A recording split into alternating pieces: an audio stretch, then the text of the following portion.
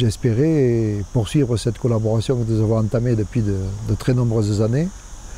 Et je suis arrivé sur ce site que je ne connaissais pas et qui est un site tout à fait exceptionnel, dans la mesure où pour un homme comme moi qui a travaillé toute ma vie sur des monuments en gros du 1er et du 2e siècle de notre ère, ça nous intéresse beaucoup, ça m'intéresse en particulier énormément. Mais là, ce que nous avons, c'est un monument tout à fait intéressant parce qu'il est construit, semble-t-il, avec des matériaux évidemment différents de ce qu'on trouve ailleurs, mais surtout avec une technique de construction tout à fait intéressante. Parce que normalement, quand on bâtit, on construit avec des assises horizontales en utilisant les blocs de pierre de taille dans le lit de la pierre, c'est-à-dire dans le lit de stratification de la pierre. Or, dans ce monument, on a utilisé tous les blocs qui sont utilisés en appareil, en façade. Ils sont posés de champ, c'est-à-dire dans une position hétérodoxe, tout à fait étonnante par rapport à la construction habituelle, et qu'on a des blocs en façade qui servent de parement et d'autres qui servent de boutisse à l'intérieur. Et l'ensemble est bourré de ce qu'on appelle une maçonnerie de blocage à l'intérieur qui forme des caissons. Et ça, c'est très intéressant, des caissons alignés les uns à côté des autres et reliés entre eux par des assises horizontales et puis ensuite par un autre système. Et là, ceci est tout à fait nouveau pour moi. Je n'ai personnellement jamais vu cette technique de construction.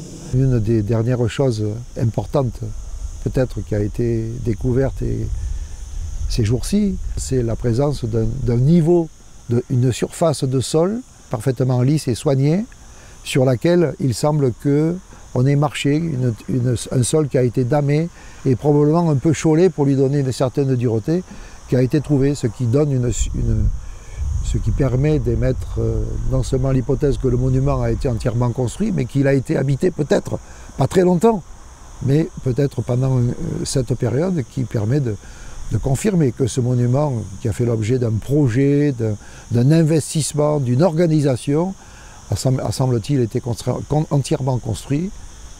Il a vécu, peut-être pas très longtemps, ce sera, si on trouve un peu plus de céramique, j'espère, cela permettra de définir peut-être la durée de l'occupation de ce monument. Puis ensuite, il a été détruit. Donc voilà pourquoi je suis là et pourquoi je suis heureux de collaborer à ce chantier, dans la mesure où j'ai la tristesse d'être un peu plus vieux que tous les autres et d'avoir, semble-t-il, une expérience différente, un peu plus qui permet d'apporter des suggestions, non pas des critiques, mais plutôt des amicales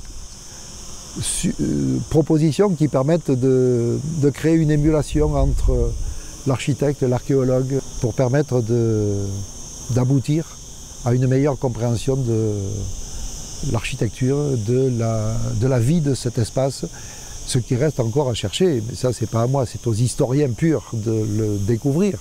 Pourquoi et à quel moment très précis, au sein de l'Empire, on a décidé la construction d'un tel monument à cet endroit-là.